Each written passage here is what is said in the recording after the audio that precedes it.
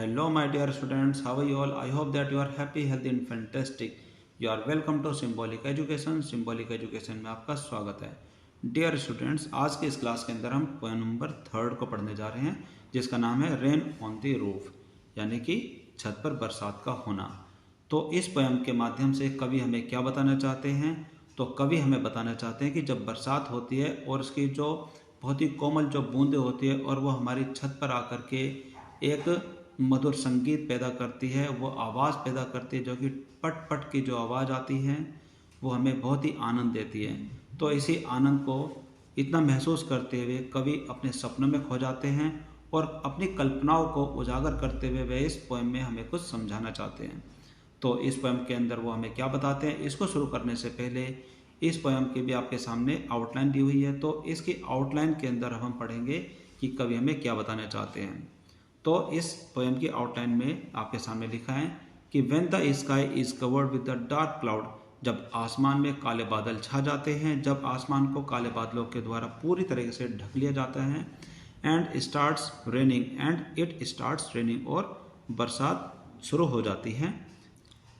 आगे इसमें लिखा है कि have you ever listened the patter of the soft rain on the roof, क्या आपने कभी बरसात के patter of the soft rain, यानी कि बरसात की जो बहुत ही कोमल जो बूंदें आती हैं, जब हमारी छतों पर वो आती है तो एक आवाज़ करती है, उस आवाज़ को बोलते हैं पैटर ऑफ द सॉफ्ट, यानी कि पट पट की जो आवाज़ आती है जब बरसात की शुरुआत होती है. तो क्या आपने उस आवाज़ को कभी सुना है?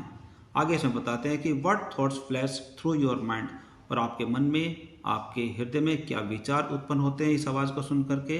As you hear this melodious of nature, और जैसे कि आप इस प्रकृति की एक सुहानी आवाज़ को जो सुनते हैं तो उस समय आपके मन में क्या विचार आते हैं.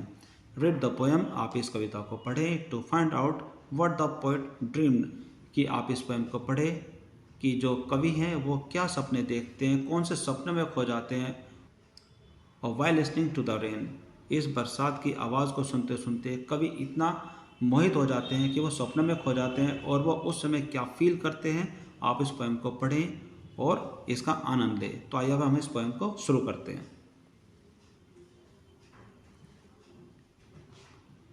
तो इस पोएम के पहला स्टेंजा के अंदर लिखा हुआ है कि when the humid shadow hover over all the starry sphere, आसमान के अंदर सितारे छाए हुए हैं, यानी कि आसमान पूरी तरीके से साफ है और उस समय काले बादल छा जाते हैं. यानी कि इसके अंदर लिखा है कि ह्यूमिड शैडो ओवर, यानी कि काले बादलों का छाना और पूरी तरीके से पूरे आसमान को ढक लेना. तो कवि हमें बताना चाहते हैं कि सितारों भरे आसमान में जब हर तरफ काले बादल छा जाते हैं तो उस समय क्या होता है. आगे इसके अंदर लिखा है कि एंड द मेलनकली डार्कनेस, और एक उदासीनता भरा जो अंधेरा हो जाता है, यानी कि जब उस समय पूरे आसमान में हर तरफ काले बादल छा जाते हैं तो जो वो अंधेरा होता है तो उसके अंदर उदासीनता आ जाती है, यानी कि वह अंधेरा उदासी से भरा हुआ रहता है. आगे इसके अंदर लिखा है कि जेंटली वीव्स, और वह धीरे धीरे रोता है. इन रेनी टीयर्स, यानी कि जैसे जैसे बरसात की बूंदें आती हैं तो वह उस बरसात की बूंदों में धीरे धीरे रोना स्टार्ट कर देता है. What a bliss to press the pillow, और जब हम उस समय अपने घरों के अंदर जो बिस्तर लगे रहते हैं, what a bliss to press the pillow of a cottage chamber bed, जो कि हमारे घरों के अंदर जो बिस्तर लगे रहते हैं और बिस्तर पर जो वो तकिया लगा रहता है, जब हम उसके ऊपर लेटते हैं और उस मधुर आवाज़ को सुनते हैं.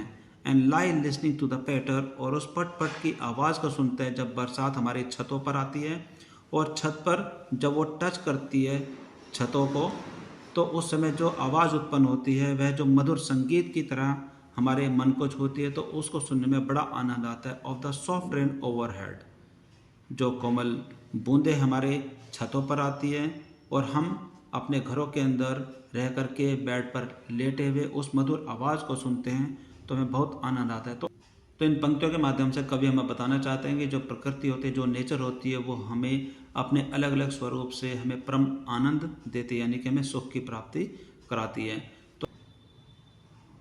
तो इसी बात को ध्यान में रखते हुए पोएट हमें बताना चाहते हैं कि जो प्रकृति होती है, जो नेचर होती है, वो हमेशा हमें परम सुख देती है.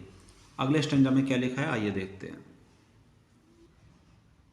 तो अगले स्टेंजा के अंदर क्या लिखा हुआ है, इसके अंदर लिखा हुआ है कि every tinkle on the single, यानी कि बरसात की हर एक बूंद जब छत पर लगी जो लकड़ियों की जो टाइल्स होती है उनको छूती हैं, सिंगल होता है जो छतों पर जो लकड़ी की टाइल्स होती है, जैसे कि हम अपनी छतों को बनवाते हैं, तो उस पर हर एक आवाज़ का जो टन टन की जो आवाज़ आती है, टिंकल होता है टन टन की आवाज़, कि जब बरसात की बूंदें हमारी छतों को छूती हैं और उस पर जो लकड़ी की जो टाइल्स लगी हुई हैं उस पर वो जब आकर के टकराती है तो टन टन की आवाज़ आती है।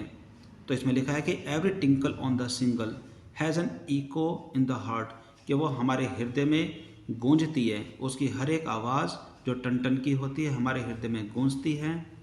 And a thousands of dreamy fancies, और हजारों प्रकार की जो कल्पनाएं जन्म ले लेती हैं इनटू बिजी बीइंग हार्ट, और एक व्यस्त मन में, एक व्यस्त व्यक्ति के मन में हजारों प्रकार की कल्पनाएं उस समय सामने आ जाती हैं।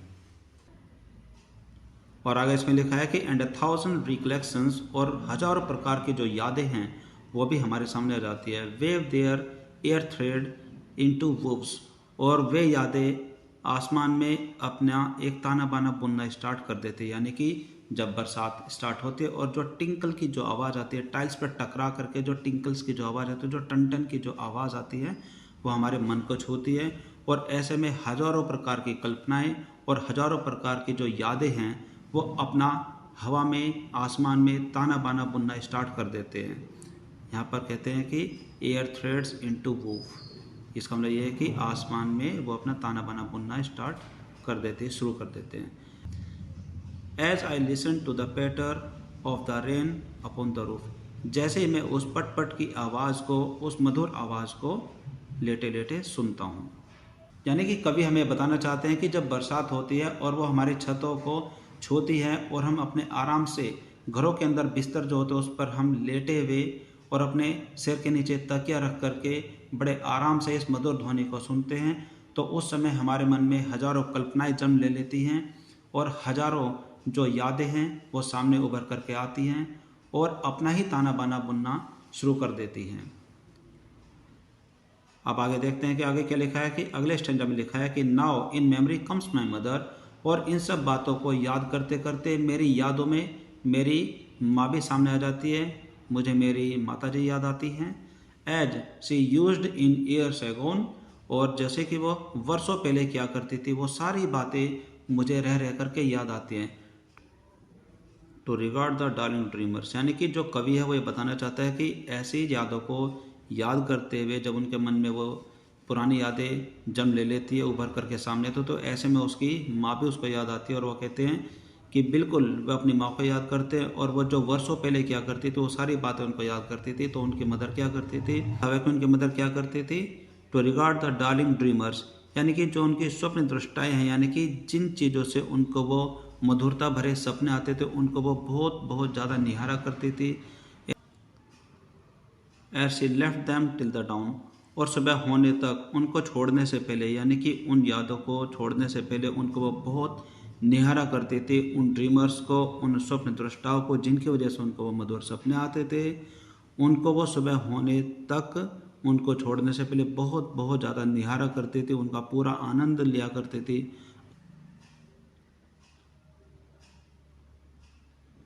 ओह I feel her fond look on me, अरे ओह मैं ये महसूस कर रहा हूँ कि मेरी माताजी मुझे स्नेहपूर्ण दृष्टि से देख रही है, यानी कि उनकी प्यार भरी दृष्टि मेरे ऊपर पड़ी हुई है और वो देख रही है।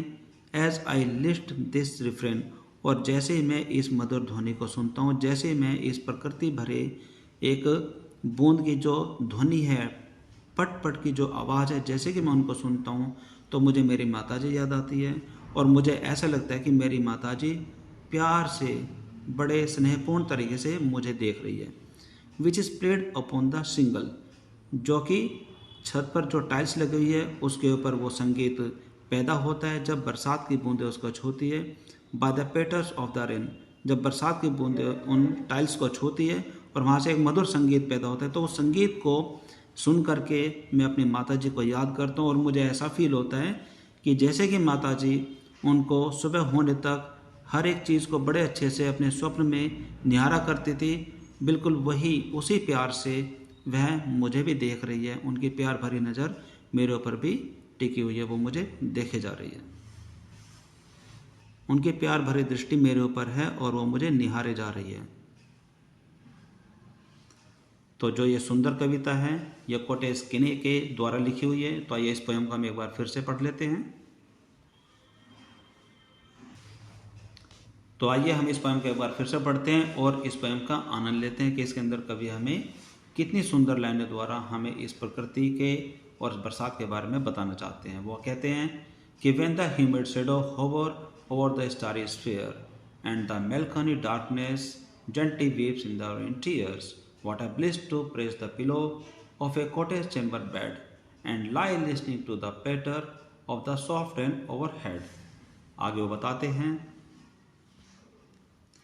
Every tinkle on the shingle has an echo in the heart, and 1,000 dreamy fancies into busy being stirred, and 1,000 recollections weave their air thread into woo as I listen the patter of the rain upon the roof। आगे बताते हैं Now in memory comes my mother as she used in the year agone to regard the darling dreamers era she left them till the dawn। Oh, I feel her fond look on me as I list this refrain which is played upon the shingles by the patter of the rain। बहुत ही सुंदर कविता है। आप इस कविता को बार बार पढ़ें और इसका आनंद लेने की कोशिश करेंगे। तो डियर स्टूडेंट्स, आज की इस क्लास के अंदर हमने इस पोएम को पढ़ा और ये जाना कि जब बरसात होती है तो उसकी जो बूंदें हमारी छतों पर आती हैं उसके द्वारा जो संगीत पैदा होता है वह कितना मधुर होता है। यानी कि कवि द पोएट हमें बताना चाहते हैं कि प्रकृति हमेशा हमें एक माँ की तरह प्यार करती है, वो हमेशा हमारा ध्यान रखती है और वे अपने अलग अलग स्वरूप से हमें आनंद प्रदान करती है। तो इस कविता में उसने एक अलग रूप के बारे में जिक्र किया है। जो वह रूप है एक वर्षा का, एक बरसात का रूप है। उसकी जो बूंदें हैं जब हमारी छतों पर आकर के हमें आनंद देते तो हमें बहुत अच्छा लगता है। तो आप इस कविता को बड़े ध्यान से पढ़ेंगे और इसको समझने की कोशिश करेंगे। बहुत ही प्यारी कविता है। तो आज की क्लास में सिर्फ इतना ही। This is all for now in today's class. अब हम मिलेंगे हमारी अगली क्लास में with a new chapter, with a new topic. Till then take care, bye bye, have a nice day.